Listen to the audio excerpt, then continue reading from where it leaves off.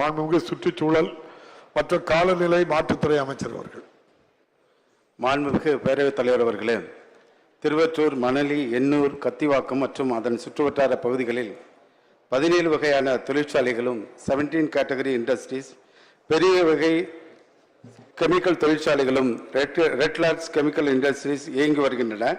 இத்தொழிற்சாலைகள் அனைத்தும் காற்று மாசு கட்டுப்பாட்டு சாதனங்கள் அமைத்து காற்று மாசை கட்டுப்படுத்துகின்றன.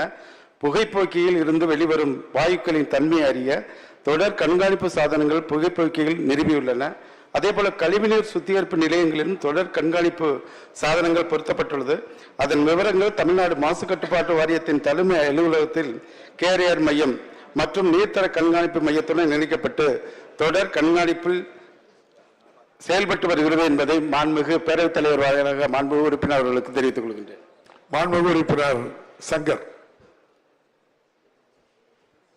மாண்புமிகு பேரவைத் தலைவர் அவர்களே வணக்கம்.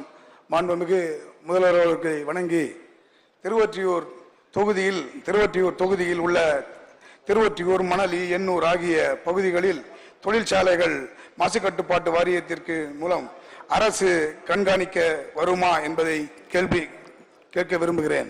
மாண்புமிகு அமைச்சர் அவர்கள்.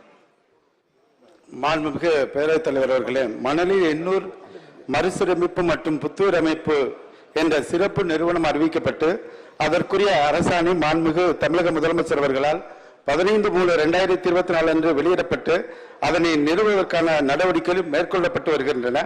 மேற்கண்ட நிறுவனமானது பேரவையின் அனுமதியுடன் வினாக்கள் விடைகள் நேரம் நீட்டிக்கப்படுகிறது. மணலி மற்றும் எண்ணூர் பகுதிகளில் பசுமையாக்கும் நடவடிக்கைகள், சமூக உட்கட்டமைப்பு மேம்பாடு, நீர்நிலை பாதுகாப்பு, சமூக நிலை சதுப்பு நில மறுசீரமைப்பு, திடக்கழிவு மேலாண்மை, மாசு கட்டுப்பாட்டு வாரிய நடவடிக்கைகள் ஆகிய பணிகளை மேற்கொள்ள இருக்கின்றன.